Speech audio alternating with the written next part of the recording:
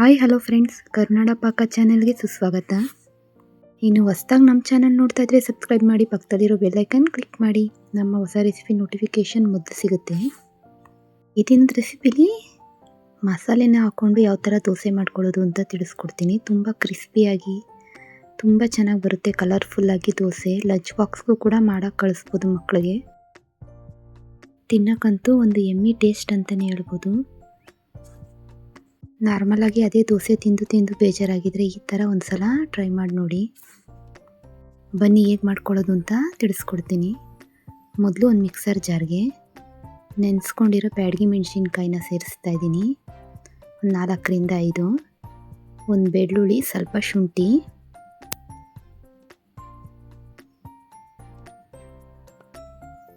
ಒಂದೆರಡು ಪೀಸ್ ಚಕ್ಕೆ ಮತ್ತು ಒಂದೆರಡು ಲವಂಗನ ಸೇರಿಸ್ತಾ ಇದ್ದೀನಿ. ಇದಕ್ಕೆ ಸ್ವಲ್ಪ ನೀರನ್ನ ಸೇರಿಸಿ ಫೈನ್ ಪೇಸ್ಟ್ ಮಾಡ್ಕೋಬೇಕು. ನೋಡಿ, ಇಷ್ಟ ಆದರೆ ಸಾಕು.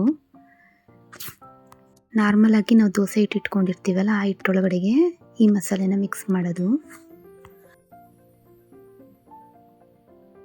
ಒಂದು ರೌಂಡ್ ಈ ಥರ ಮಿಕ್ಸ್ ಮಾಡ್ಕೊಳ್ಳೋದು ಅಷ್ಟೇ.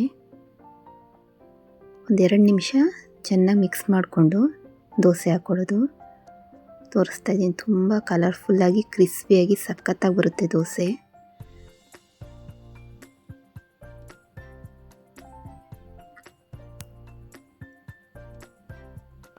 ನೋಡಿ, ಈ ಥರ ದೋಸೆ ಮಾಡ್ಕೊಳ್ಳೋದು. ತುಂಬ ಸ್ಮೆಲ್ಲು ಅಷ್ಟೇ, ತುಂಬ ಘಮ ಘಮ ಅಂತ ಚೆನ್ನಾಗಿ ಬರುತ್ತೆ. ನಾರ್ಮಲ್ ದೋಸೆಗಿಂತ ಈ ಥರ ದೋಸೆನ ಒಂದು ಸಲ ಟ್ರೈ ಮಾಡಿ ನೋಡಿ, ತುಂಬ ಇಷ್ಟ ಆಗುತ್ತೆ. ಮಕ್ಕಳು ಲಂಚ್ ಬಾಕ್ಸ್ ಕೂಡ ಮಾಡಿಕೊಡ್ಬೋದು, ಮಾರ್ನಿಂಗ್ ಟಿಫನ್ಗೂ ಮಾಡ್ಬೋದು. ತುಂಬ ಈಸಿ. ದೋಸೆ ಬ್ಯಾಟರ್ನ ಯಾವ ಥರ ಮಾಡ್ಕೋಬೇಕು ಅಂತ ನಾನು ನನ್ನ ನೆಕ್ಸ್ಟ್ ರೆಸಿಪಿಲಿ ನಿಮಗೆ ತಿಳಿಸ್ಕೊಡ್ತೀನಿ. ಸ್ವಲ್ಪ ಕ್ರಿಸ್ಪಿ ಆಗೋವರೆಗೂ ಬೇಯಿಸ್ಕೊಂಡು ಫೋಲ್ಡ್ ಮಾಡ್ಕೋಬೇಕು. ಎಷ್ಟು ಗರಿ ಗರಿಯಾಗಿ ಬರುತ್ತೆ ಅಂದರೆ ಸಿಕ್ಕಾಬಟ್ಟೆ ಗರಿಯಾಗಿ ಬರುತ್ತೆ, ಅಷ್ಟು ಚೆನ್ನಾಗಿರುತ್ತೆ. ನೋಡಿ ಎಷ್ಟು ಚೆನ್ನಾಗಿ ಬಂದಿದೆ ಕಲರ್ಫುಲ್ಲಾಗಿ. ಮತ್ತು ಇನ್ನೊಂದು ದೋಸೆ ಹಾಕಿ ತೋರಿಸ್ತಾ ಇದ್ದೀನಿ. ದೋಸೆ ಪ್ರಿಯರ್ಗಂತೂ ಇದು ಎಮ್ಮಿ ಅಂತಲೇ ಹೇಳ್ಬೋದು. ನಾವು ಬ್ಯಾಡಗಿ ಹಾಕಿರೋದ್ರಿಂದ ಫುಲ್ ರೆಡ್ ಕಲರ್ ಬರುತ್ತೆ.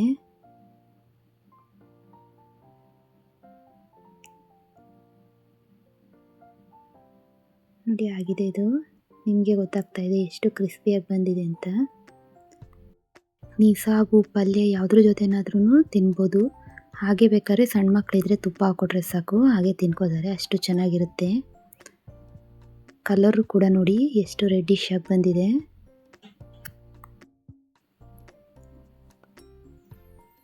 ನಾನು ಚಟ್ನಿ ಜೊತೆ ಸರ್ವ್ ಮಾಡ್ತಾ ಇದ್ದೀನಿ. ಇಂಥ ಎಮ್ಮಿ ರೆಸಿಪಿಗಳಿಗೆ ನಮ್ಮ ಚಾನಲ್ನ ಸಬ್ಸ್ಕ್ರೈಬ್ ಮಾಡಿ.